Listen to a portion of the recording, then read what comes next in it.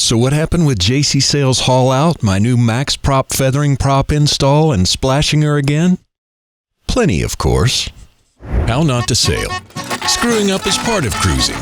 Let me show you how. Yar. Hey, how not to sailors. So we had a question from my friend Doug. Whatever happened with that haul out? Well, I'm about to tell you and how that feathering prop worked out. But first, let me just remind you, we're going to be giving away the Kindle version of How Not to Sail for free on the 22nd of this month, February. Stay tuned. The info's in the description below. Meanwhile, here's what happened. You may recall that we hauled out Jacie Sails at Snug Harbor Marina in Mad Beach. It's a quirky little place. I stayed aboard a couple of nights before I had to finally button her up and head north to help Dad get some cataract surgery. Then it was back south.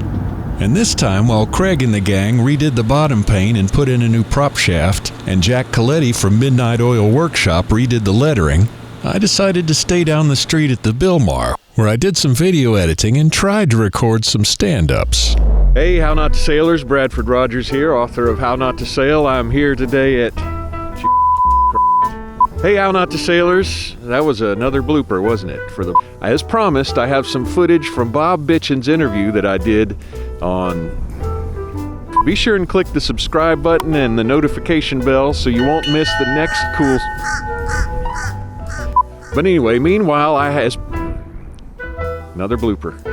But and a bunch of other cool stuff, including a t-shirt giveaway.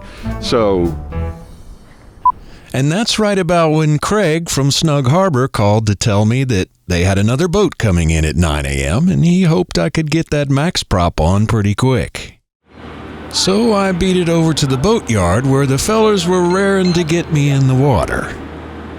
Did I mention it was breezy and it was going to be an extra low tide in an hour or two? So I hope this do-it-yourself prop install goes quickly. The fellas have already replaced the prop shaft and the cutlass bearing and put my old prop on, so all I need to do is put the max prop in its place. Famous last words.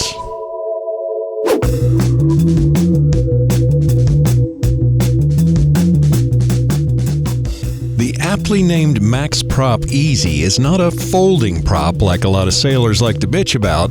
It's a feathering prop that actually has the same pitch in reverse as it does in forward, and feathers flat when you're sailing to make sure you have little resistance against the water, as compared to my old fixed two-blade prop. It also should have very limited prop walk in reverse because the prop will actually be just like it's going forward, but backwards.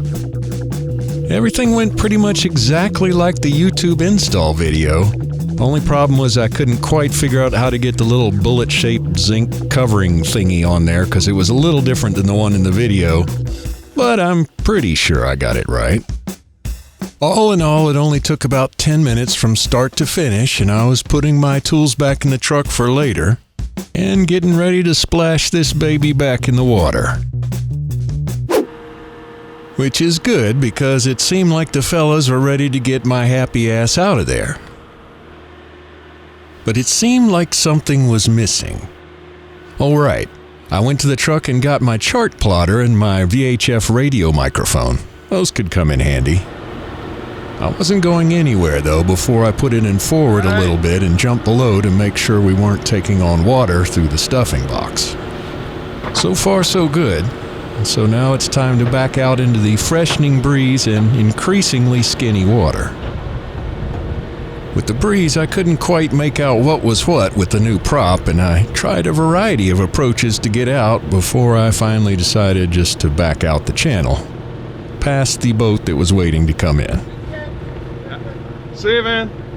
A final bit of maneuvering, and then finally I pulled forward out of Snug Harbor. And it occurs to me that it might be wise to go ahead and put the chart plotter back on the pedestal and install the radio microphone. All right, we are underway. And not a moment too soon with installing the chart plotter, because the water starts to get shallow in a hurry. 5.7 again. 5.6, 5.5. No bueno. Did I mention my draft is 5.2? 6 feet again.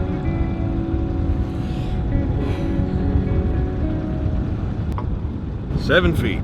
Hot diggity turning north at marker 7. All right, we're in the channel, and we got this. I think. 12 feet. Love that. It was all smooth sailing now, or motoring as usual. I kept waiting for the prop to fall off, but we were making 6.8 knots along with the current at 1800 RPM.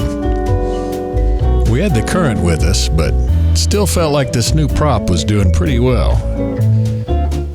We came down through the Treasure Island Bridge and I piped aside as usual.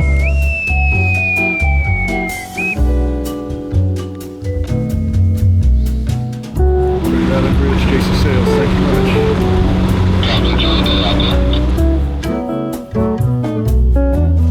Nothing like being back on the ICW after your boat being on the hard for a week. Just one more bridge, the Corey Causeway to clear, and it wasn't long before I was back in Gulfport Marina.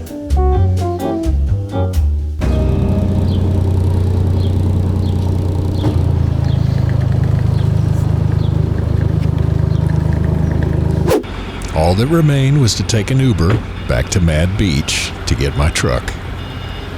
And finally, my long overdue haul out was over.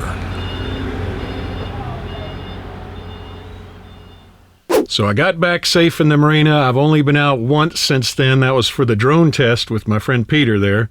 So I'm not quite sure, but it looks like the Max Prop feathering propeller is much smoother at speed than the two-bladed folding prop.